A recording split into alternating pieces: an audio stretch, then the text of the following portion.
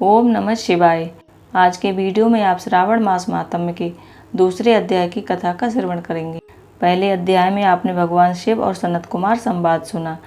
दूसरे अध्याय में आप जानेंगे कि श्रावण मास में कौन कौन से कार्य करने चाहिए। भगवान शिव जी का ध्यान करते हुए आज का वीडियो शुरू करते हैं। भगवान शिव बोले कि हे महाभाग, आपने उचित बात कही है। हे ब्रह्मपुत्र, आप विनम्र, गुणी, श्रद्धालु तथा भक्ति संपन्न श्रोता हैं। आपने श्रावण मास महात्म्य के विषय में विनम्रता पूर्वक जो पूछा है उसे तथा जो नहीं भी पूछा है वह सब अत्यंत हर्ष तथा प्रेम के साथ मैं आपको बतलाऊंगा। द्वेष न करने वाला सबका प्रिय होता है और आप उसी प्रकार के विनम्र हैं, क्योंकि मैंने आपके अभिमानी पिता ब्रह्मा का 5वां मस्तक काट दिया था, तो भी आप उस द्वेष के भाव का त्याग कर मेरी शरण को आए हैं। अतः हे तात, मैं आपको सब कुछ बताऊंगा, आप एकाग्र चित्त होकर सुनिए। भगवान जी शिव जी सनत कुमार से कहते हैं कि मनुष्य को चाहिए कि श्रावण मास में नियम पूर्वक नक्त व्रत करे। यहाँ पर मैं आपको बता देना चाहती हूँ, नक्त व्रत का मतलब होता है कि हम पूरा दिन व्रत रह के और एक समय भोजन करें, उसको हम नक्त व्रत कहते हैं। उपवास उसे कहते हैं जो मतलब अन्न नहीं खाते, उसमें सिर्फ फलों का सेवन होता है, दूसरे दिन अन्न खाते हैं, उसे उपवास कहते हैं। तो यहाँ पर भगवान शिव जी बता रहे हैं कि नियम पूर्वक नक्त व्रत करें और पूरे महीने भर प्रतिदिन रुद्र अभिषेक करें। अपनी प्रत्येक प्रिय वस्तु का इस मास में त्याग कर देना चाहिए। फूलों, फलों, तुलसी की मंजरी तथा तुलसी दलों और बिल्व पत्र से शिव जी की लक्ष्य पूजा करनी चाहिए। 1 करोड़ शिवलिंग बनाने चाहिए और ब्राह्मणों को भोजन कराना चाहिए। महीने भर धारण, पारण, व्रत तथा उपवास करना चाहिए। इस मास में मेरे लिए अत्यंत प्रीतिकर पंचामृत अभिषेक करना चाहिए। इस मास में जो जो शुभ कर्म किया जाता है वह अनंत फल देने वाला होता है।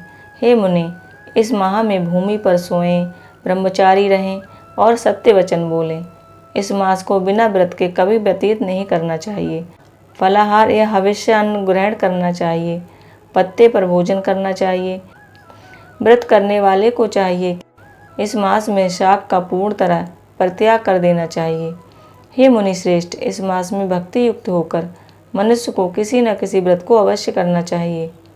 सदाचार से रहने वाला, भूमि पर शयन करने वाला और प्रातः स्नान करने वाला और जितेंद्रिय होकर मनुष्य को एकाग्र चित्त किए गए मन से प्रतिदिन मेरी पूजा करनी चाहिए। इस मास में किया गया पुरस्चरण निश्चित रूप से मंत्रों की सिद्धि करने वाला होता है। इस मास में भगवान शिव के षडाक्षर मंत्र का जप करना चाहिए अथवा गायत्री मंत्र का जप करें और भगवान शिव की प्रदक्षिणा, नमस्कार, वेद पारायण करना चाहिए। भगवान शिव जी कहते हैं कि इस मास में जो भी व्रत और धर्म है उन्हें मुझसे सुनिए। रविवार को सूर्य व्रत तथा सोमवार को मेरी पूजा और नक्त व्रत भोजन करना चाहिए। श्रावण मास के पहले सोमवार के आरंभ के 3.5 महीने तक रोटक नामक व्रत किया जाता है। यह व्रत सभी मनोकामनाओं को पूर्ण करने वाला होता है। मंगलवार को मंगला गौरी व्रत, बुधवार व बृहस्पतिवार के दिन इन दोनों वारों का व्रत, शुक्रवार को जीवंतिका व्रत और शनिवार को हनुमान तथा नरसिंह भगवान का व्रत करना चाहिए। अब तिथियों में किए जाने वाले व्रतों का श्रवण करो। श्रावण के शुक्ल पक्ष की द्वितीय तिथि को औदुंबर नामक व्रत होता है। श्रावण के शुक्ल पक्ष की तृतीय तिथि को गौरी व्रत होता है। इसी प्रकार शुक्ल पक्ष की तृतीय तिथि को दूर्वा गणपति नामक व्रत किया जाता है। हे मुनि, उसी चतुर्थी का दूसरा नाम विनायकी चतुर्थी भी है। शुक्ल पक्ष में पंचमी तिथि नागों के पूजन के लिए मानी गई है। हे श्रेष्ठ मुनि, इस पंचमी को रौरव कल्प आदि नाम से जानिए। षष्ठी तिथि को सुपौदन व्रत और सप्तमी को शीतला व्रत होता है। अष्टमी अथवा चतुर्दशी तिथि को देवी का पवित्र रोपण व्रत होता है। इस माह के शुक्ल तथा कृष्ण की दोनों नवमी तिथियों को नक्त व्रत करना चाहिए। शुक्ल पक्ष की 10वीं तिथि को आशा नामक व्रत होता है। इस मास में दोनों पक्षों में दोनों एकादशी तिथियों को इस व्रत की कुछ और विशेषता मानी गई है। श्रावण मास के शुक्ल पक्ष की द्वादशी तिथि को श्री विष्णु जी का पवित्र रोपण व्रत होता है। इस द्वादशी तिथि में भगवान श्रीधर की पूजा करके मनुष्य परम गति को प्राप्त करता है। उत्सर्जन, उपाकर्म, सभा में उपाकर्म, इसके बाद रक्षाबंधन, पुनः श्रवणाकर्म, सर्प बलि और हैग्रीव का अवतार, ये 7 कर्म पूर्णमासी तिथि को करने हेतु बताए गए हैं। श्रावण मास के कृष्ण पक्ष में चतुर्थी तिथि को संकष्टी चतुर्थी व्रत किया जाता है और श्रावण मास के कृष्ण पक्ष की पंचमी तिथि के दिन मानव कल्प आदि नामक व्रत को जानना चाहिए। हे द्विजोत्तम, श्रावण मास की अमावस्या तिथि को पिठोरा व्रत कहा जाता है। इस तिथि में कुशों का ग्रहण और बैलों का पूजन किया जाता है। इस मास में शुक्ल पक्ष की प्रतिपदा तिथि से लेकर सब तिथियों के अलग अलग देवता हैं।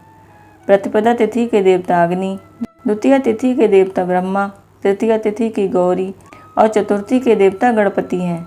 पंचमी के देवता नाग हैं और षष्ठी के देवता कार्तिकेय हैं। सप्तमी के देवता सूर्य हैं और अष्टमी के देवता भगवान शिव जी हैं। नवमी की देवी दुर्गा और दशमी के देवता यम हैं और एकादशी तिथि के देवता विष्णुदेव कहे गए हैं। द्वादशी के विष्णु भगवान तथा त्रयोदशी के देवता कामदेव हैं। चतुर्दशी के देवता भगवान शिव हैं। पूर्णिमा के देवता चंद्रमा और अमावस्या के देवता पितर हैं। ये सब तिथियों के देवता कहे गए हैं। जिस देवता की जो तिथि हो उस देवता की उसी तिथि में पूजा करनी चाहिए। प्रायः इसी मास में अगस्त का उदय होता है। हे मुनि, मैं उस काल को बता रहा हूँ, आप प्रसन्न चित्त होकर सुनिए। सूर्य के सिंह राशि में प्रवेश करने के दिन से जब 12 अंश 40 घड़ी व्यतीत हो जाती है तब अगस्त का उदय होता है। उसके 7 दिन पहले से अगस्त को अर्घ्य देना प्रारंभ करना चाहिए। 12 मासों में सूर्य अलग अलग नामों से जाने जाते हैं। उनमें से श्रावण मास में सूर्य गर्भस्थी नाम वाला होकर तपता है। इस मास में मनुष्य को भक्ति संपन्न होकर सूर्य की पूजा करनी चाहिए। 4 मासों में जो वस्तुएं वर्जित हैं उन्हें सुनिए। श्रावण मास में शाक तथा भादव में दही का त्याग कर देना चाहिए। इसी प्रकार अश्विनी में दूध का तथा कार्तिक में दाल का परित्याग कर देना चाहिए। यदि इन मासों में इन वस्तुओं का त्याग नहीं कर सके तो केवल श्रावण मास में ही ये सभी वस्तुओं का परित्याग कर देना चाहिए। यह बात मैंने संक्षेप में कही है। हे मुनिश्रेष्ठ, इस मास के व्रतों और धर्मों के विस्तार को सैकड़ों वर्षों में भी कोई नहीं कह सकता। मेरी अथवा विष्णु जी की प्रसन्नता के लिए संपूर्ण रूप से व्रत करना चाहिए। बाहर की दृष्टि से हम दोनों में भेद है। जो लोग भेद करते हैं वे नरकगामी होते हैं। अतः हे सनत कुमार, आप श्रावण मास के धर्म का आचरण कीजिए।